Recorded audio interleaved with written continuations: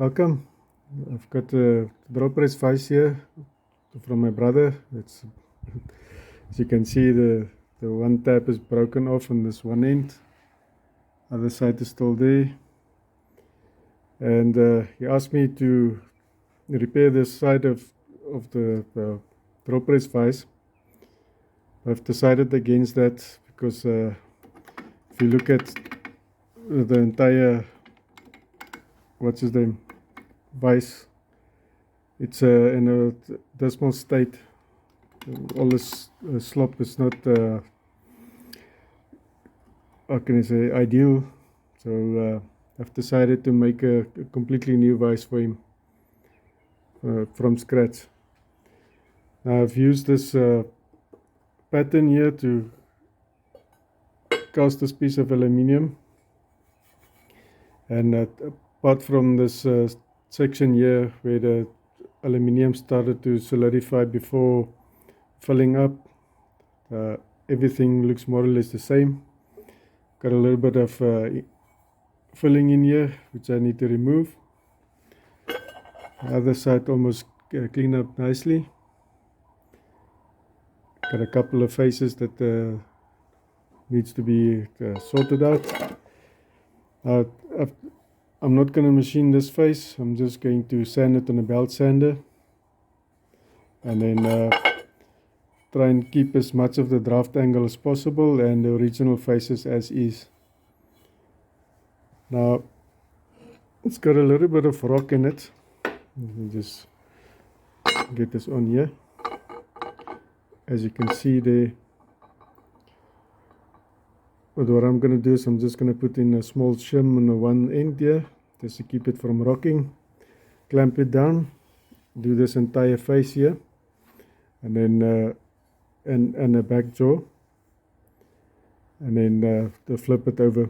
And before I can do that, I need to remove the gate, and in order to do that, I've got the angle block in place here, so I'm going to clamp it to the angle block and cut that gate off.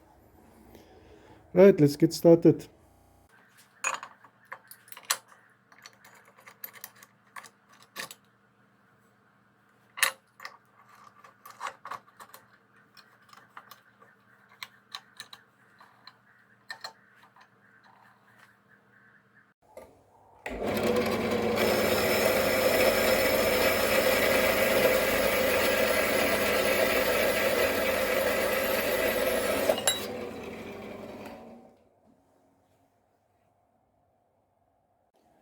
Okay, to clamp it onto my engineer's parallels. Even with my raised table here, it's still too low for my face mill. Now, in the position which it's clamped now, I've got about 8 millimeters of travel left as soon as I touch off this face here. So I'm right on the limit of the machine, even though I've got it in a raised table. Right, so what I've done is I've used the back edge here and squared it up against the chuck, because the cast is reasonably square. And that back face, I've cleaned it up on a belt sander, so I've got a nice flat surface. And I'm using that as a reference. So now I'm going to deck off the top and then cut this back face here for the jaw. I need to cut in a relief at the bottom, and then get this draft angle removed.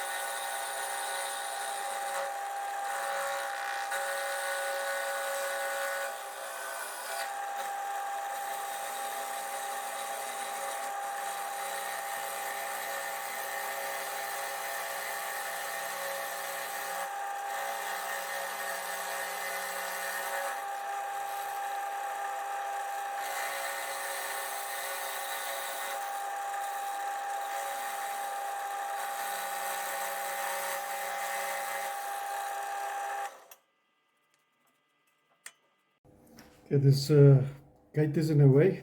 I couldn't cut in right into the corner there. But yeah, that's it.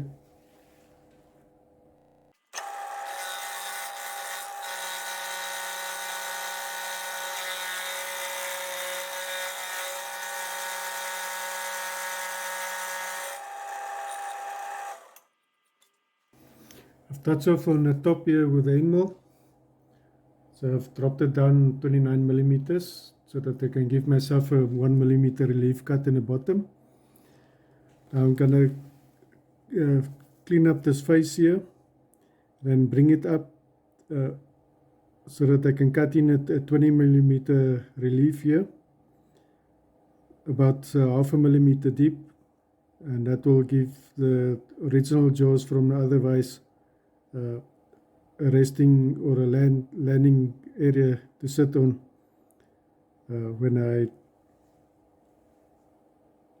want to remount it to this body, because I'm going to use those jaws. Now I've measured them, they're 19.9 millimeters, which is fine. I'm going to cut it 20, mount it at the end of the video, and then if there's some stick out of the back here, I'll just mill it flat, because I want, at the end of the day, I want to mill the two jaws together, take the tops off.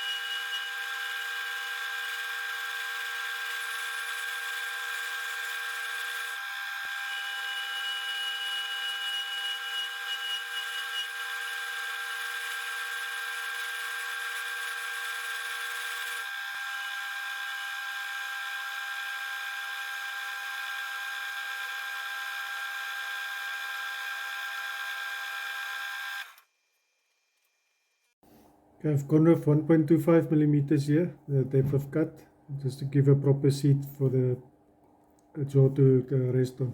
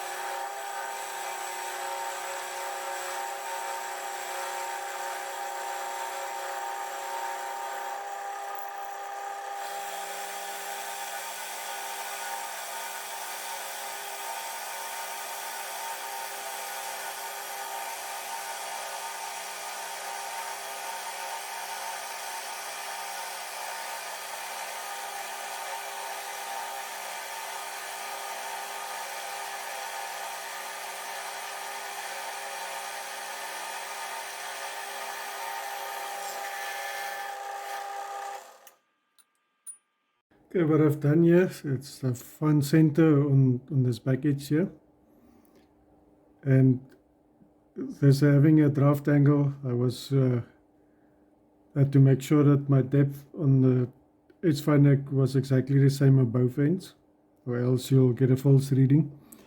And then from there, I've moved over 9 millimeters to each side from center. That will with 18 millimeter plus the width of a cutter, which is 12, gives me 30 millimeters. So at the moment this hole should be in theory 30 millimeters. I haven't measured it yet. And then my end goal is to have 32 millimeters inside here. So what I'm going to do now is going to change to a 8 millimeter end mill, because I want this corners a little bit further past the edge here, because as the jaw is going to move, it needs to clear these corners here. Now if it's around it, it's going to crash. Now if you take it past on the sides, then you'll clear it. So yeah, this one, like I said, I've left myself a millimeter on each edge so that I can do a cleanup cut. Now I'm doing contour milling, so you would have seen the piece in the middle drop out. You'll find some guys that's going to mill the whole thing. I think it's a waste of time, and because I'm recycling, I've got a piece I can chuck back into the crucible. Right.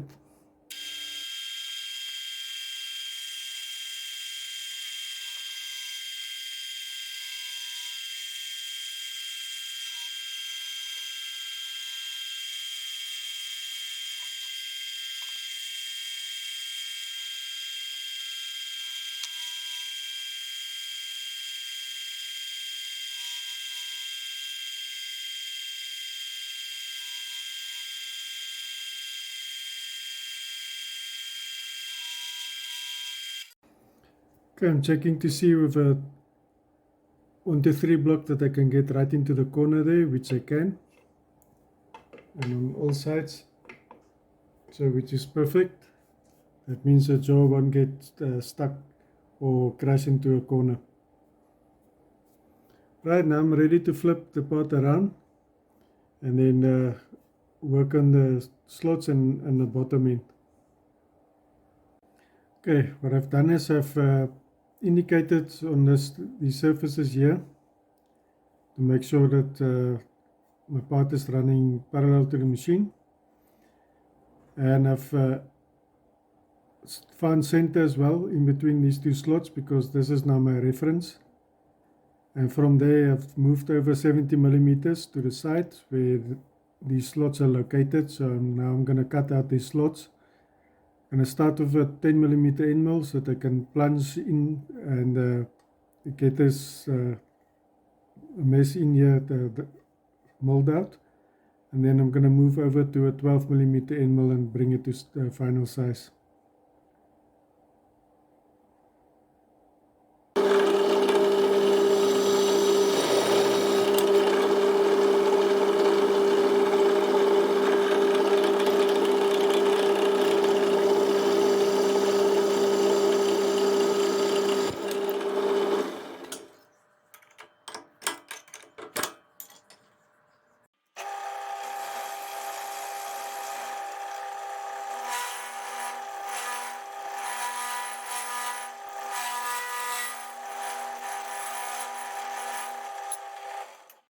Okay, the machine was vibrating, and on these machines, once it starts vibrating, the table will shift. No matter how hard you try to crank on the gear or the locks, you'll damage your gears, but it will still move.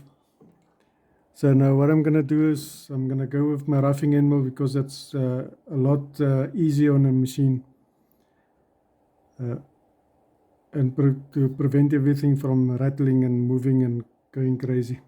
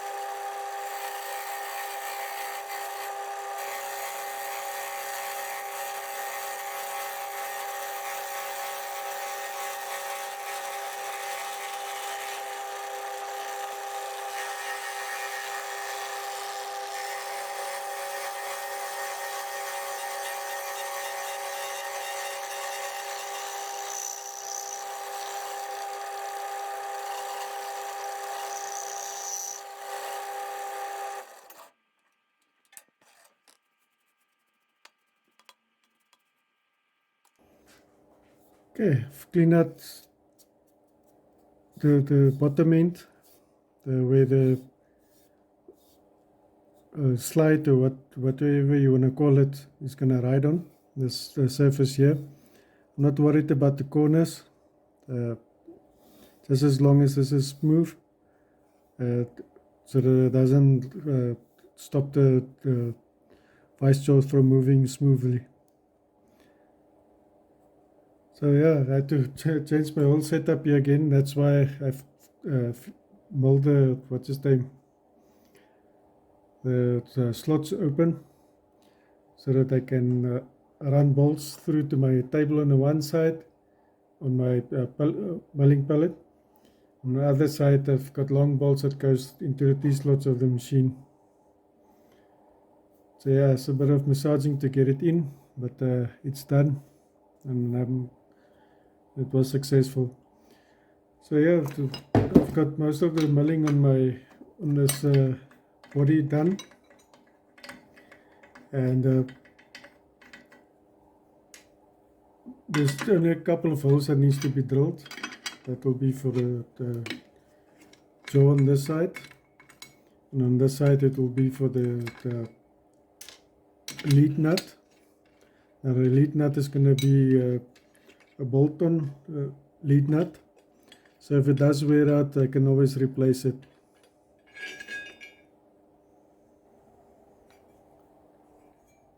Well, it's beginning to look like a drill press vise. As you can see, there's the up close, there's a seat for the jaw, and the surface finish is not bad. Now if you're thinking this is aluminium and this is going to wear out quickly, yes and no. If you anodize it, it will become quite hard. So I might give that a try and see how it will work out. Here at the bottom, I've just taken enough out so that I can get a smooth surface here. But then everything else is very nice and smooth and flat. And I've got a little bit of a recess here on both ends, because when you pull down your vise, you only want it to ride on or sit on the tabs on the side and not in the middle. And this is now as far as I'm going to take this video. So in the next video I'll be doing the nut, the lead screw, and the moving jaw. So yeah, I hope you enjoyed this build so far. Until next time, cheers.